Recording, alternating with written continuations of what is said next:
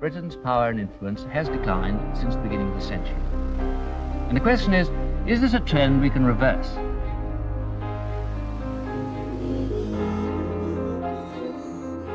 We are concerned with making money. That is what we are trying to do. It's been described as the most beautiful terrace house in London.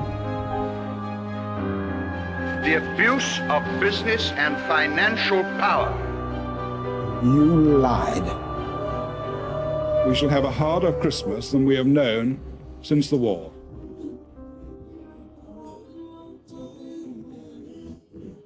Economic activity is best left to the private sector, with market forces being encouraged to operate.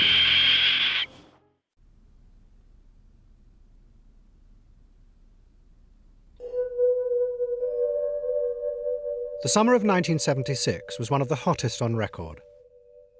Berkeley Square in Mayfair became infested by a plague of caterpillars. They got everywhere, even inside the Claremont Club. One of the few Claremont members left in London that summer was James Goldsmith. Every day, he and his mistress, Lady Annabel Burley, went to the High Court. Goldsmith was suing the satirical magazine Private Eye for libel. They had alleged that he had helped another member of the club, Lord Lucan, to escape. Goldsmith saw it as a battle against a corrupt liberal establishment in Britain. Isn't it rather curious for somebody in your position, with your public reputation, with your massive industry, to start fussing about what one or two journalists say about you in the press? Well, you see, this is where we profoundly disagree. Tolerance is a tremendous virtue. But the immediate neighbors of tolerance are weakness and apathy. Now, unfortunately, small, subversive groups have been allowed to infiltrate all sorts of the activities of the nation, vital parts of the nation. And most people like you're suggesting be tolerant.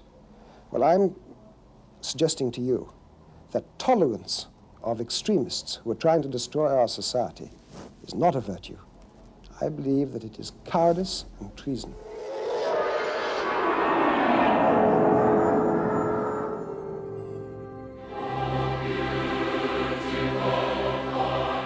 In 1980, Goldsmith left Britain in disgust and went to live in America. His attempt to destroy Private Eye had failed. He had been forced to settle and had nearly bankrupted himself in the process. But Goldsmith had arrived in America at a moment when an extraordinary political change was about to happen, and he was going to get caught up in it. He would be used as a battering ram to break down the old system of power that had ruled America for 50 years. The conscious shaping of society by a corporate and political elite would be destroyed by people like him and replaced by the blind force of the markets. And out of this revolution was going to come a strange new world that no one had expected. A world in which everyone worked to one end, to create as much money as possible for those who no longer worked, the old and the dying.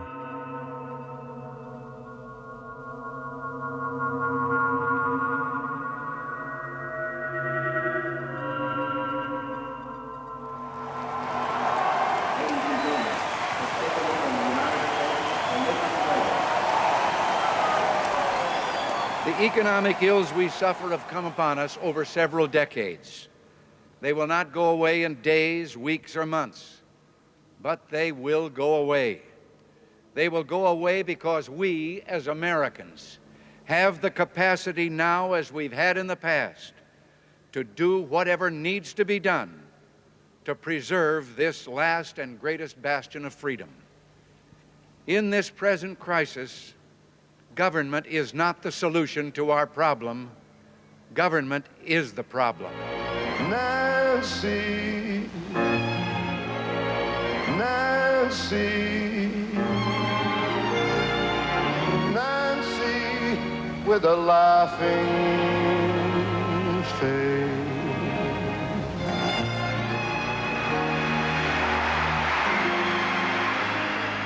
Ronald Reagan had come to power at a moment of economic crisis, and he promised a dramatic regeneration of the country's fortunes.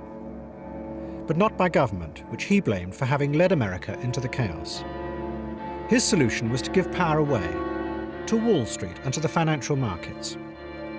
He wanted them to find a way to regenerate America. It was a moment of great opportunity for Wall Street bankers, and one of them, a young man working for an obscure bank called Drexel Burnham, seized the moment. He was Michael Milken.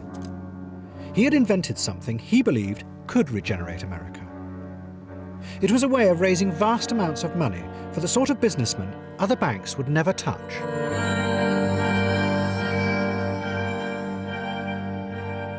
What we offered them was a more powerful financing mechanism than anybody had ever seen before. That would allow them to dream bigger, to do things that they could never have done before, to take off the fetters on their mind, the financial fetters on their mind. Take them off and visualize something that you could do if you had 30 or 40% more money. Vegas. What Milken had invented were called high-yield bonds. He had already used them to raise millions of dollars to build new casinos in Las Vegas. Casinos were the sort of projects traditional bankers wouldn't touch because they were too risky. But Milken had shown, by statistical analysis, that actually it was worth making such risky investments. Because of the risk, you could demand a very high rate of return. And although some of the businesses would go bust, if you invested widely enough, on average you would make a fortune. At the same time, outsiders were given access to money previously denied them by the traditional banks. In the past, pre-Milken, capital was in the hands of the very wealthy families, the very wealthy and old institutions in America. They're the ones that had access to the great capital, and for the younger entrepreneurial or the companies or the entrepreneurial men and women, it was very difficult to get access to that capital. The long road was to become a public company, and then maybe someday you could raise money. And what happened when Milken did his thing and introduced all these elements and mixed them together is that we had the democratization of capital. Capital no longer belonged to this very elite and small group. It was available to everybody. The established banks called Milken's technique junk bonds. But by the early 80s, they had become a great success. Milken had created scores of new millionaires, and investors were falling over themselves to invest in junk bonds. But to Milken, they were more than just a way of raising money. Junk bonds were a powerful weapon with which to challenge the established power of Wall Street. I don't think it was greed. A lot of people think it was greed.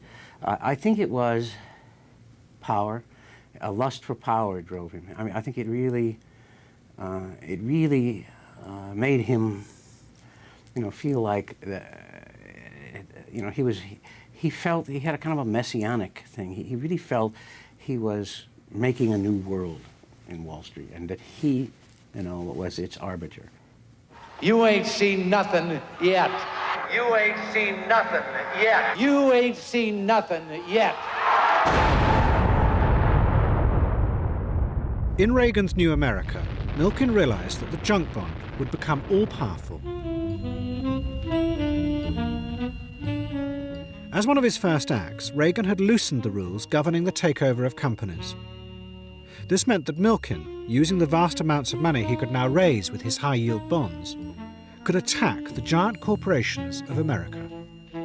It would be highly risky, but Milken was convinced that hidden away in the corporations were assets he could turn into fantastic profits for his investors.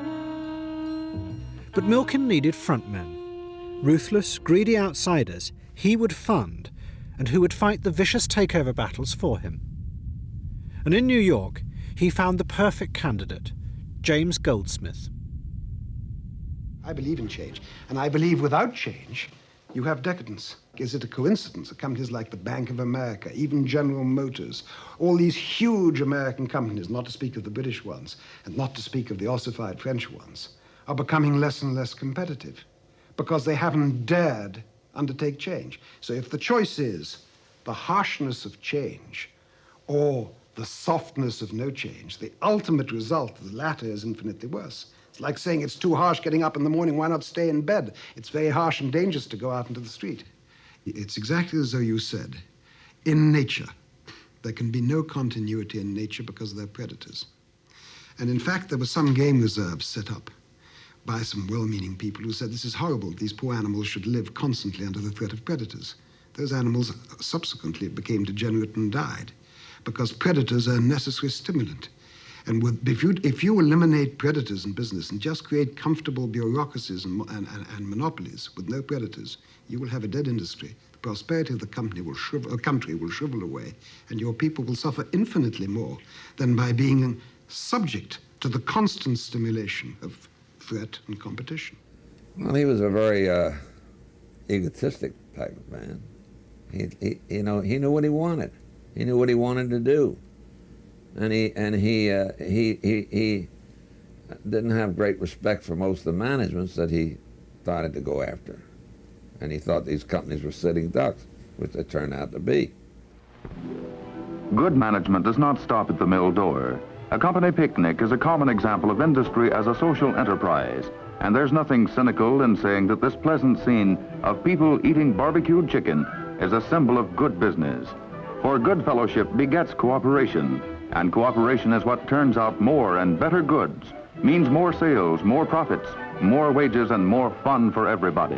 The highest standard of living in all history has been earned, bought, and paid for by a system in which our vast industrial resources are but the generating force of the greatest social enterprise the world has ever seen. The big corporation was at the heart of American life. It was far more than just a way of making money. The idea of the corporation had been born 50 years before, out of pressure from politicians. They had wanted to find a way of protecting America from the growing chaos of the free market. I believe, and I've always believed, and I always will believe, in private enterprise as the backbone of economic well-being in the United States. People of America have no quarrel with business. They insist only that the power of concentrated wealth shall not be abused. Roosevelt spoke at a time of economic chaos in America. The stock market crash of 1929 had led industrialists to sack millions of their workers. America was torn by riots as workers protested against this ruthlessness. The corporation was deliberately designed to stop it ever happening again. In future, industry would be run by professional managers, not the owners. The managers would not have shares in the business, and they would run it in the interest of everyone involved. The greedy, dangerous power of the shareholders would be controlled by this new structure. Power passed into the hands, from the hands of one man, there were no women, or not many, passed from the hands of one man into a structure, a bureaucracy. And that is the modern corporation. It is a great bureaucratic apparatus to which I gave the name the Technostructure.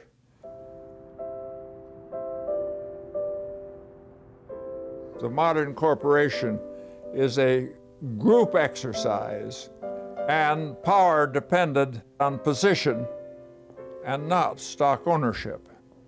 The shareholder is an irrelevant fixture. They give the symbolism of ownership and of capitalism, but when it comes to the actual operation of the corporation, as has been agreed for many years, they exercise very little power. Goldsmith and Milken now set out to take over the technostructure.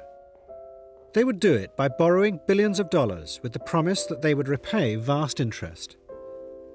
They were confident they could do this because hidden away within the giant corporations was fantastic wealth, which they could unlock and sell off.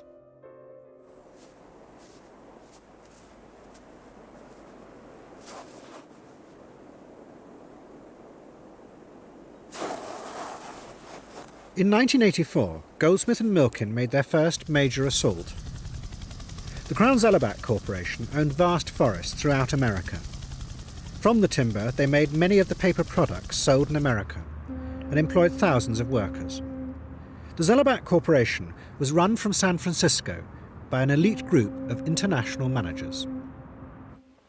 There was a very strong sense of social responsibility, very strong. There was also a sense of power for the sake of power, no question. People love power. Everyone likes to be power. And their power was very powerful because it didn't come from the amount of money you got in your bank account or your assets. It came from a whole empire that was there. Goldsmith and his team went to the Crown-Zellerbach headquarters to make their initial bid. The world they stepped into was the opulent existence of a patrician elite who had run America for 50 years. They had the most luxurious, lavish facilities that I've ever seen. It was sort of typified by lunchrooms which were presided over by a rather handsome waiter and rather handsome waitresses, and when you went to have lunch, you weren't offered as you normally were a drink. You were asked in a rather pompous way what ambiance you would like, which puzzled me at first, and then I found they had some silly machine which you switched on and you could have the noise of the tide coming in, or you could have autumn rain, or you could have the birds twittering. You know, you could eat your lunch against the background. It was nonsense. What about the shareholders? Shareholders are very passive people, as evidenced by the fact very few people sign their proxies. They're either living off it, they're retirees and they're living off the income, or they're money managers. But there's no direct tie with the company. Look at the attendance to a stockholders' annual meeting as a classic example of they don't really know about the company, or if they do, they believe it's doing well and don't bother to go to the meetings. They're passive holders at all levels. I think they started by treating us with total contempt, you know, as if this could never happen to them. You have the syndrome of the head of Crown-Zellerbach, I think, probably was reckoned to be a rather godlike figure by about 250,000 people. If you really added up all their present employees, their relatives, their past employees, their pensioners, everything. I mean, he was a big figure in San Francisco. You know, they were sort of impregnable. They were part of the scene. They weren't, and so this was shock treatment. When we first went there, we were treated with contempt. There was nothing, just brush us aside as if we were flies, you know. And so it was a shock when they found that we were serious. Crown-Zellerbach was no match for the power of the junk bond.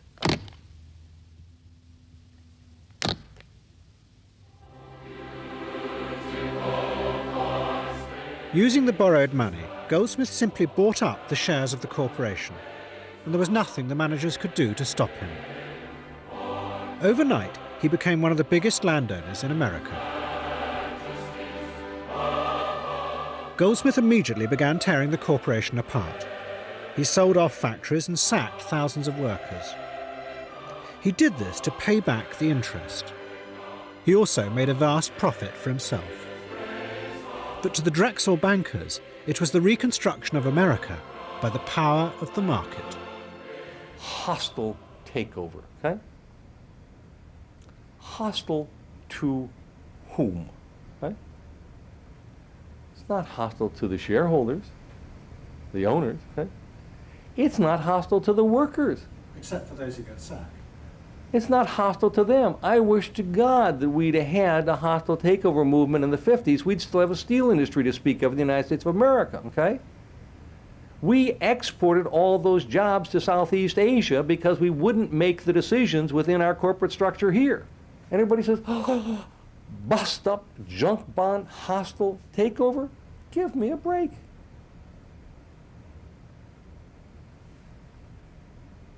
Wordsmithing. It's not what happened at all. The market works. The economics make it happen, okay? Goldsmith now became one of the leaders of the hostile takeover movement. Obscure entrepreneurs, guided and funded by Michael Milken, began to take over the old corporations of America. However big the target, Milken was always able to raise more than enough money to snap it up. And as each corporation toppled, a plaque celebrating its downfall was made by the bankers. These represent some of the deals that Drexel did. These happen to be my clients, a small number of Drexel clients that we financed, and represented up here is close to, over 4 or 5 years, close to $20 billion of financing.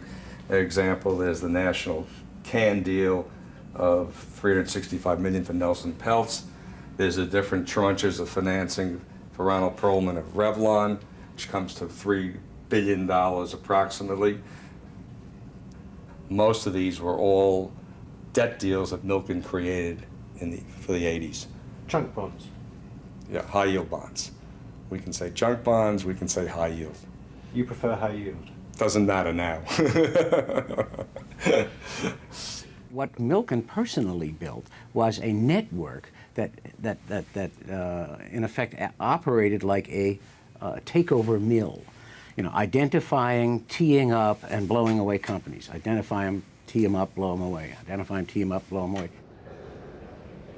Milken was in control of the entire process. He was like the commanding general of the armies. Goldsmith was like one of his important weapons, but only one. You should think about Goldsmith as a transitional figure, one of the agents of the change, one of the principal agents prying the levers of power from the hands of corporate America and government and putting it into the marketplace, to the day-to-day decision-making of people in the stock market. Goldsmith's aim was to get as much money as possible out of the corporations he took over, both for the shareholders and for himself. To do this, he systematically stripped out any excess costs. He employed a man called Al Dunlap to do this. Dunlap used a new name to describe what he did. He called it downsizing. Dunlap's nickname was Chainsaw. I was the first executive who was really doing downsizing on a large scale and was willing to talk about what I was doing, how I was doing, and was also willing to articulate the fact that this is necessary. We were operating on sick companies, cutting out the cancers. Sometimes it could involve as much as 35% of the people. And of course, one must close some of the operations that should have never been open. Our people that we were concerned about were the shareholders, the people who owned the corporation, the people that owned it before we bought it, the people that were investors with us, because we felt the shareholder owns the corporation. 3 for 108, taking 5,000. I give you a couple thousand by 5,000. Outside of us on a half bid, there's about 9,001. Come on, pick up the phone. Downsizing became one of the most important factors fueling a boom in the American stock market. Every time the raiders sacked workers and managers, their share price soared. And in turn, that pushed the bull market even higher. To the Reagan administration, it was proof their policies were working. The market was reconstructing America. The American economy is like a racehorse that's begun to gallop out in front of the field, driving the bears back into permanent hibernation. That's our economic program for the next 4 years. We're going to turn the bull loose. Pull it back. The market is in control now. Management was in control. Thus, the establishment was in control, full stop. Nothing happened if they didn't want it to happen. The capital markets were over here. They were quiet, they were passive, they were nice enough, but they weren't right. Now the capital markets are in control. They're saying clearly, loudly, and often, we own these companies. You fellas will perform. And if you don't, you're out because it's our property. This was unheard of then. Absolutely unheard of. You couldn't get the capital markets to go along with anything because they were captured by the management. Amazing change. It's getting to be a disaster. You know, I mean, people just out of work, and there's nowhere you can find work. Food stamps going out. The relief program is going down. There's no work nowhere. You're in restitution, sir. The restitution clerk will give you your check and your receipt. Just step aside. As the takeover boom grew, millions of workers were downsized. Whole towns were decimated when the factory that had once been their main employer was closed. Ever since the war, management consultants had argued that one of the main functions of a corporation was to create jobs. But now, overnight, a new breed of consultant appeared who explained that these layoffs were necessary. For 40 years, for 70 years, for 80 years, we have attempted to rationalize and make bloodless the practice of professional management. Maybe that was appropriate 70 years ago, but in today's volatile environment, it just simply will not work. It is the most frightening, scary environment that I know of. Further, it has led me, for instance, to welcome the role of such dubious characters as the corporate raiders and their hostile takeovers. Throughout the economies of the industrialized world, we are beset with a degree of ambiguity, uncertainty, and madness never before seen, and I thus wholeheartedly welcome anyone of any sort at any time in any place who will scare the wits out of the still at the sleep at the helm leaders of our larger firms. I think up to the point in time the takeovers came in, management consultancy existed to reinforce and serve management. I think it now exists to reinforce and serve the capital markets, the capital system. But there was a growing backlash against Goldsmith and the other raiders. It was led by politicians whose power was intimately bound up with the fortunes of the large corporations in their home states. Senator Worth? We have been arguing, it seems to me, for almost 100 years in this country about the responsibilities that corporations have to their communities. I mean, we have tried for a long time to get corporations more responsible. We've now done it at Peachtree. We're reaching out, supporting this university, supporting cultural activities and so on. We are the ultimate of what America believes corporate responsibility is, and you lawyers from Wall Street are coming in and telling us what to do with our community and our responsibilities. Now, we're going to make it as difficult as we possibly can for you to get this to happen. Sir James? The sort of stuff that Senator Worth believes in, which he's just talked about, which is a pastoral America with a little company and the church and the university, and the whole thing is going to stay there and be there forever, and that they don't have to compete with anybody, and that competition is awful, and totally mixing up. Wait a minute, totally mixing up. This is the fundament. The difference between doing business and doing good. Doing business is what gives you the fuel to do good. Don't mix them up. The bee doesn't make honey because he's doing good. He doesn't have soul searching, am I doing good when I make honey? And he's confusing it, and that's why this country is losing its vigor. One of the largest owners of shares in corporate America were the pension funds. They invested billions of dollars in the stock market to provide pensions for retired workers. The funds had been deliberately created as a part of the post-war corporate utopia that took care of workers. But now, the funds became important weapons in the takeovers. They were offered much greater return on their investments if they backed the raiders. Well, the raiders, on the whole, were not viewed with a lot of friendliness, let's say. A lot of them seemed to be mostly out for themselves and would proceed in their raiding activities even if it meant damaging companies that had long histories of good employee relations or long positions of importance in their local communities or whatever. But nevertheless, for the pension fund manager, that meant that in some cases the value of stocks was increased and the pension fund benefited from that. And the people that were in charge of the pension funds had to go along with that because that was in the best interest of the beneficiaries of the fund. Well, there was a lot of talk by major corporation executives who would say, you pension funds are selling out America. You're destroying our major corporations. You are selling out to raiders who are going to destroy us, and this is terrible. It's bad for America. That was the pressure coming from the business side, and it was a business pressure from CEOs and business organizations and so on. And the pension funds were accused of providing the grease over which this entire takeover movement slid. They were the enemy.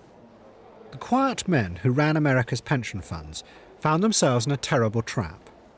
The law that had created the funds explicitly said that their duty was to get the highest returns they could, provided the investments were not too risky. But by now, Milken's junk bonds seemed to be a safe investment. so the pension funds began to buy them because of the fantastic returns. But in doing so, they gave Milken even more power to pull apart the very thing that had created them, the corporation.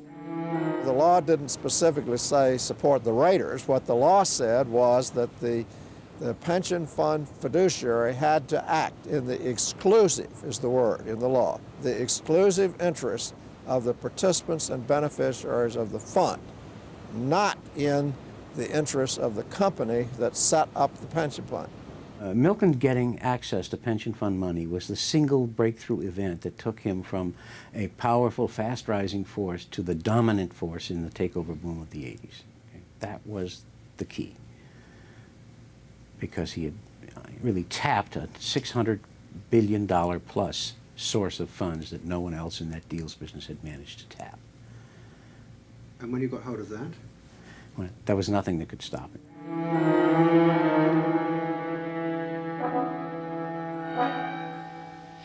We in Europe have watched with admiration the burgeoning of this mighty American economy. There is a new mood in the United States. A visitor feels it at once. The resurgence of your self-confidence and your national pride is almost tangible. Now the sun is rising in the West.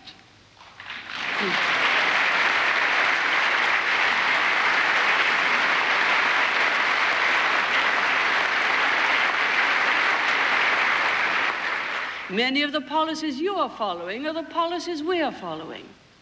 You have brought inflation down, so have we. You have declared war on regulations and controls, so have we. Members of Congress, that is what capitalism is. A system which brings wealth to the many and not just to the few. The takeover boom had by now spread to Britain.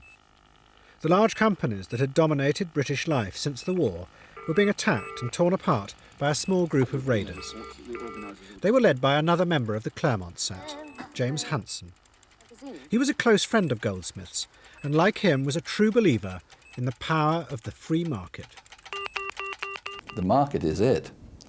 Absolutely. It's the greatest thing in the world, that free market. I love it. I love the idea of being a... That's what the argument I used to use when people objected. How dare you come and offer me to buy my business, they would say. And I said, but look in the paper, you're for sale. It says there that your shares are valued at £1 each. Doesn't that mean that I can buy them or sell them? Well, that's an argument you can't refute. That's what the market's all about. I love it.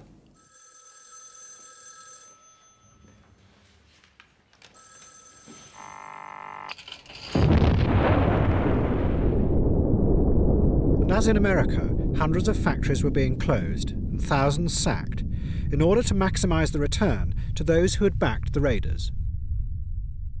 The sacking, or the downsizing, I think the Americans call it, of companies means that the bottom line nearly always improves.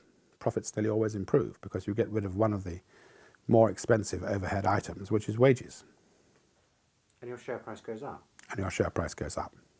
And you make money, institutions make money, the banks make money. The only people who don't make money are the employees who've been put out of work. But it was the hardest bit. I mean, those redundancies, you're putting people out of work, I mean, knowing that in 3 months' time they'd be out of a job. That was tough, but it had to be done. Now, the corporate raiders didn't take that view at all. They took the view that if you put people out of work, you increased your profits. And they were right. And caught up in this reconstruction of Britain were yet again the mild-mannered men who ran the pension funds. They could not refuse the raiders' offer of vast increases in their investments. When you'd seen someone like Hanson make a string of takeover bids and apparently squeeze out quite useful profits, and he then comes along with another takeover bid, and you see that you've got a potential 25 or 30% gain on that, and the management that's in place has been presiding over declining profits for the last 10 years, suddenly tells you that it's going to start performing well. It's a little bit difficult to believe them and to turn down that financial gain. The way it was done was not attractive, because individuals managed to get themselves pretty wealthy in the process. But did that matter to you? No, as again, the test was the bottom line on the value of the funds, and that had to be the test, and the asset won. If somebody got rich as a result, it's not for us to make the moral judgment. Personally, I didn't find that at all attractive. But that didn't matter. Your duty was what? Our duty was to the members. Absolutely, all the way through, our duty was to the members. We were there managing investments on behalf of our schemes. We were not there to re-engineer Britain. That was not the job we'd been asked to do. But you were being used as an agent to re-engineer Britain. In part, yes. But that's totally out with our control. What we were doing was simply managing our investments in the best way that we could, as we'd been trained to do.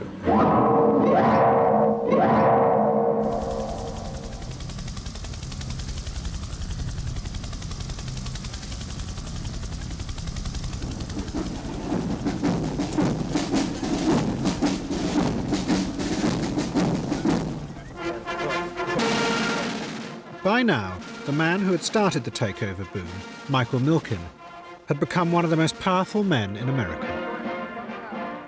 In 1985, he hosted the annual high-yield bond conference in Los Angeles. But everyone called it the Predator's Ball. All the raiders came there to pay homage to the man who was using them to change the shape of America and making them billionaires in the process. We had 60 people in 1980. And a lot of the people in the room were Drexel people. That's how small it was.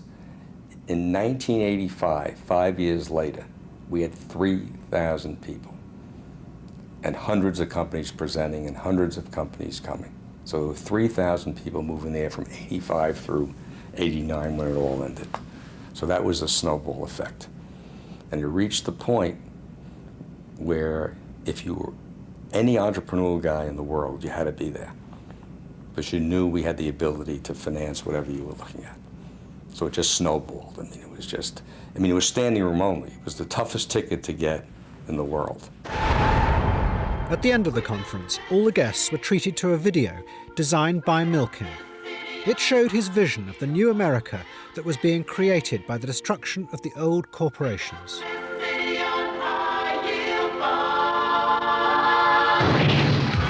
Perception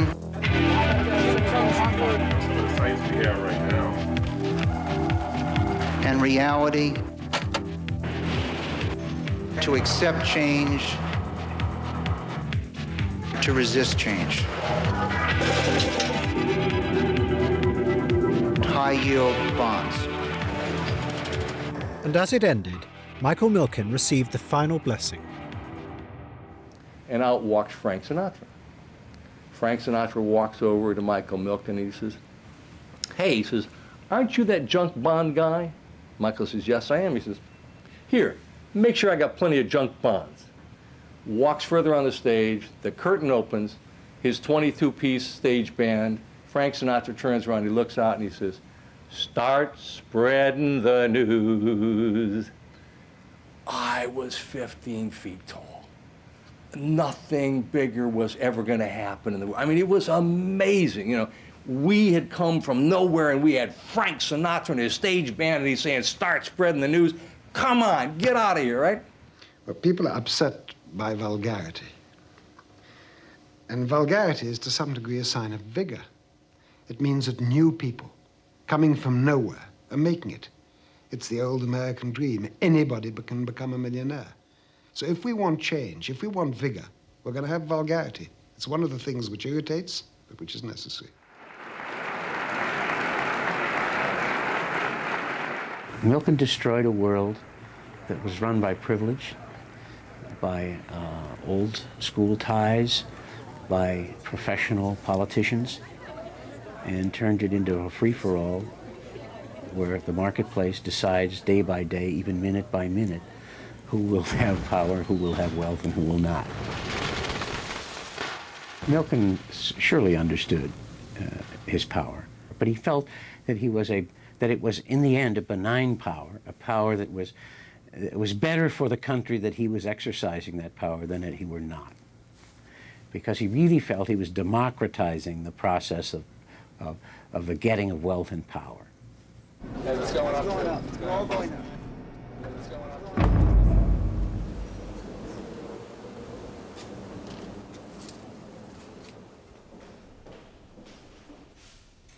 James Goldsmith was by now one of the richest men in the world. He was worth over $2 billion. He lived in New York in a large house built specially for him in the heart of Manhattan. It remains empty today, 2 years after his death.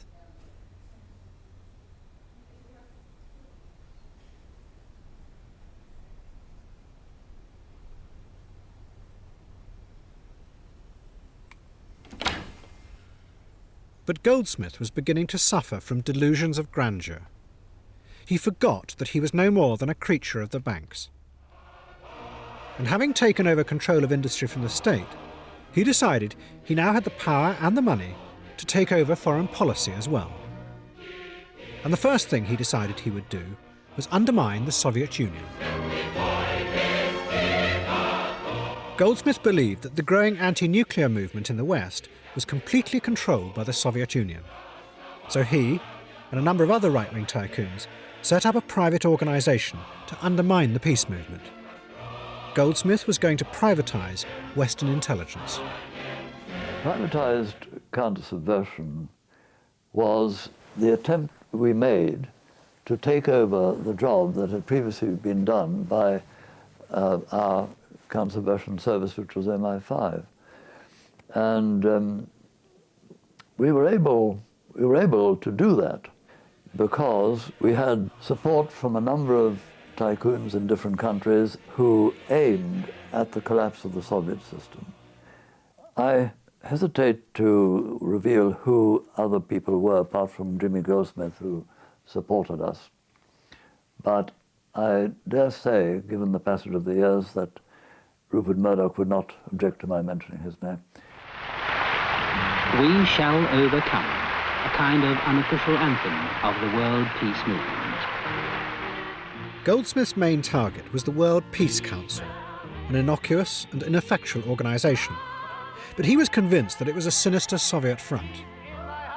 He spent millions of dollars on a series of deep, undercover operations to try and expose this. We managed to infiltrate the whole setup in a way which took the communist organisers completely by surprise.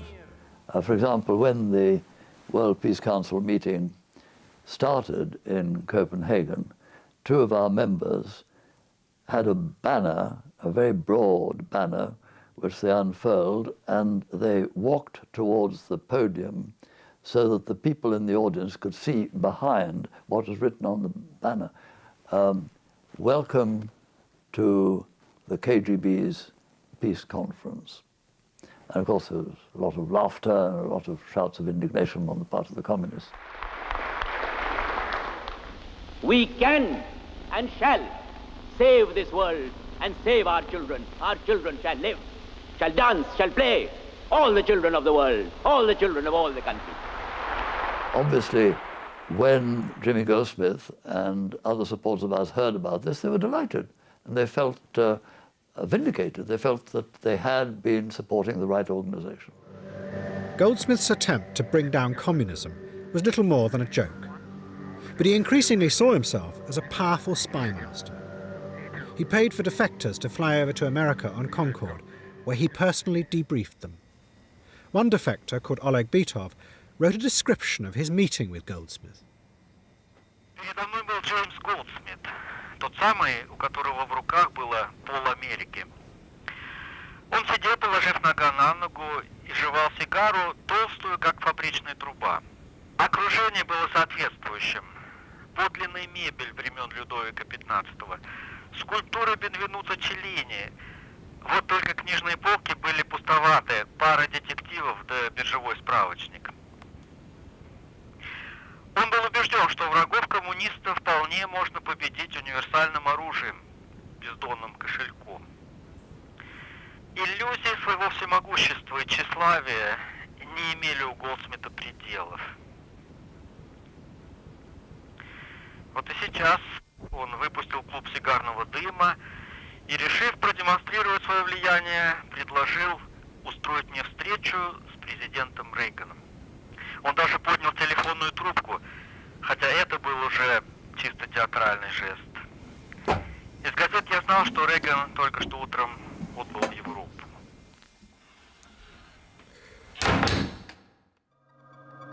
Goldsmith's belief that he was powerful was a fantasy. The men who really had the power were the bankers. They were using Goldsmith's bullying nature as a weapon to break down the corporations.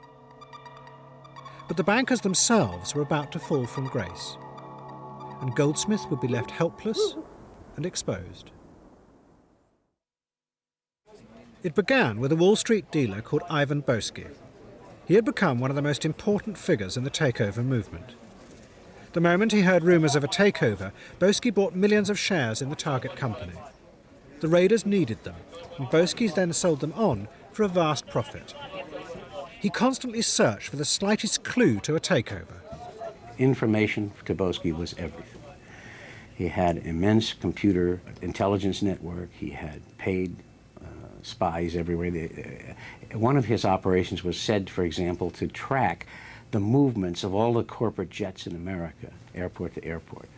There was, because each of these jets has a registration number, he would have people find out what the registration numbers, which corporations' registration numbers in all the major airports in the country for corporate jets were. And those movements would be tracked by somebody in Boesky's pay. Boesky had also created a system of informants inside the Wall Street banks. He bribed bankers to tell him when a deal was being planned and then bought shares. It was called insider dealing, and it was illegal. But the bankers could make a fortune on the side. And by the end of 1986, Boesky had an intricate, corrupt network, which included even the most powerful bank of all, Drexel Burnham. Did you know that that sort of insider dealing was going on around these deals? I knew it, yes. I mean, I knew it all the time. I formed the conclusion very shortly after I arrived in America, and we always acted on this basis that in general, the American investment banking community was not immoral, it was amoral. Some of the people in the most highly respected places were doing this. And of course, where there is so much money to be made, everybody flourished. Everybody made money. Did you and Goldsmith ever do anything corrupt? No. Not consciously. Or unconsciously. Why did I qualify that? No, we didn't. Then suddenly, in November 1986, Boesky was arrested. It was also revealed that he had done a deal with the authorities.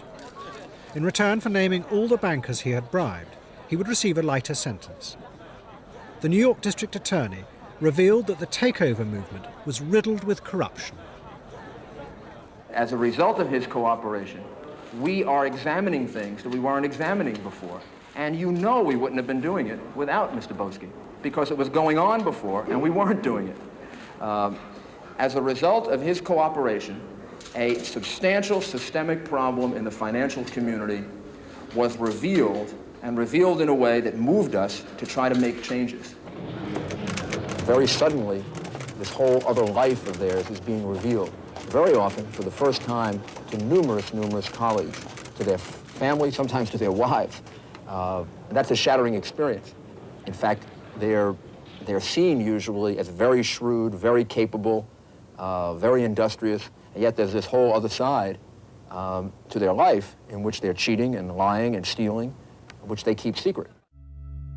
Boesky's arrest came as a shattering blow to James Goldsmith.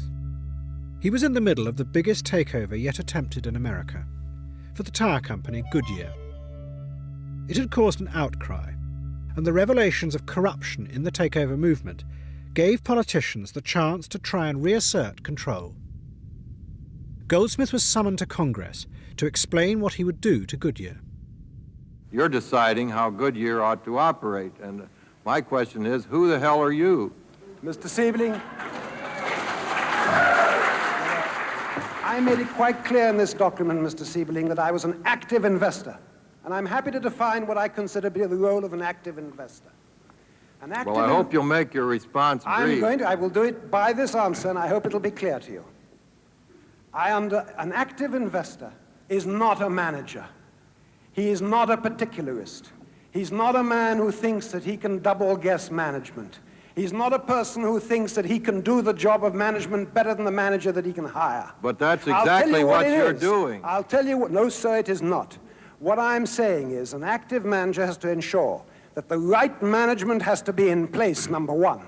That the right management has to be properly motivated, number two. That the right manager, properly motivated, then runs the company according to a reasonable strategy and not trying to chase after all sorts of industries it knows nothing about. That is a job of an active manager, of an active investor. If he does not consider the management right, he fires it and replaces it. Now, I presume that the purpose of your acquisition of this company was to end up with a profit for yourself. Isn't that really your interest? I can think of no other reason for doing business. And I strongly recommend that the United States, which was built on that idea, remain on that idea. But it's very worthwhile. It's built do you a great recognize, nation, Congressman. Let me ask you one other thing. Mr. Boesky owns 300,000 shares of Goodyear, which he acquired recently. Has he been in communication with you on this transaction? No, sir. Thank you. Goldsmith's power was now waning. Under political pressure, he withdrew his bid for Goodyear. But the revelations of corruption started by Boesky kept growing. They now spread to Britain. At Westminster, MPs have been debating insider trading, that is, using confidential information to make money on the stock market. The debate followed yesterday's announcement of an inquiry into the Guinness Company. It's thought one area of investigation will be the activities of the American financier Ivan Boesky. He's already been fined $100 million for insider dealing in American shares. Today, the Labour MP Robin Cook linked Mr. Boesky's activities with the recent takeover by Guinness of the Distillers Group. He was particularly active in the Guinness bid for distillers. He built up a very large holding in distillers, which is rumoured to have reached the figure of $100 million. A figure which he assembled well in advance of the announcement of the bid. As in America, the Guinness scandal exposed a network of illegal share dealing. But unlike America, only 4 men were convicted. Evidence of a much wider system of corruption was quietly buried. One of those charged in the Guinness affair was the banker Lord Spence. Well, I was part of that. I mean, I felt rather as though one had put one's head above the parapet and had it shot off. The failure by people to stand up and be counted was stunning. The city retreated into a shell and started to go into denial mode and say, we never did this, we never had anything to do with any of these practices. It was astonishing because they all had been. Everyone had been doing this? Everyone. Absolutely everyone. Shit! I haven't done anything today. What? 5518. What was the swap? That 80. Then finally, Michael Milken was charged by the SEC, the Securities and Exchange Commission, with 94 counts of fraud, racketeering and insider dealing. He was sentenced to 3.5 years in prison. Who did it? I think it was corporate America. I think it was some of our competitors who went to the SEC, which we know is a fact. And I think it was the factor of jealousy and envy. We just became too powerful in their minds. And those were the forces that finally got to us. That's what it was. It was the establishment of the real money in America versus the new money. That's what really became the force that went after us. And we were taking business away from everyone. You know, when we did all this business, someone lost business. And you were changing corporate America. And we were changing corporate America. All the companies who said they wouldn't touch a junk bond, all the great names in Wall Street are all in that business today. It was like they picked up our business after we went down. You bitter about it? No. The only thing I'm bitter about is we didn't fight. To me, you know, there's a thing like death with dishonor.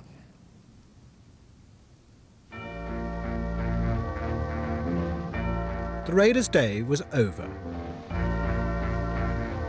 But the revolution they had started was unstoppable. And the most unexpected group now took over the reins of power, the pension funds.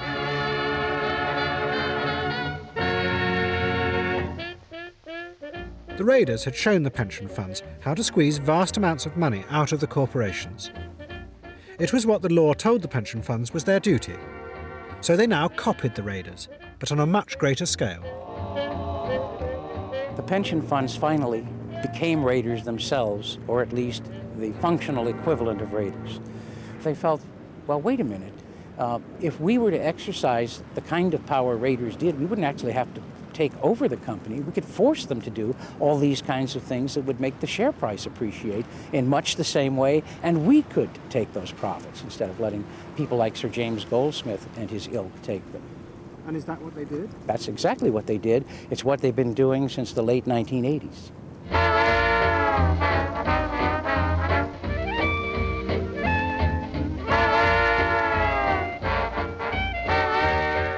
The great irony of all this is that the pension funds were creatures of workers, of their power to force management finally to take account and take responsibility for them in their retirement. But now, after these tremendous upheavals in the market that began with the takeover boom, we find pension funds in the vanguard of people oppressing the very workers that they were born to serve, eliminating millions of jobs, holding down their wages, all in the name of higher profits so that they may have a more comfortable retirement.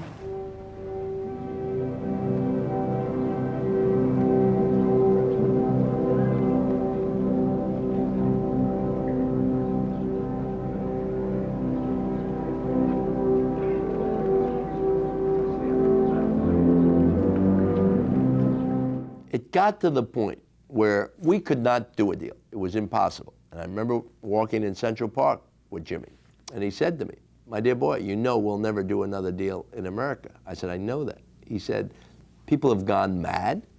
They don't care about the debt. They don't have people to run the companies. The bankers have gone mad. The lawyers have gone mad.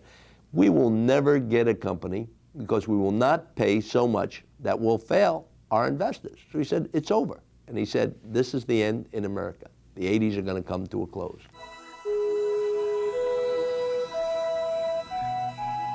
In 1987, Goldsmith sold everything. He retreated to the remote jungles of Mexico. He used his fortune to begin building a vast private estate. It would be a world completely under his control.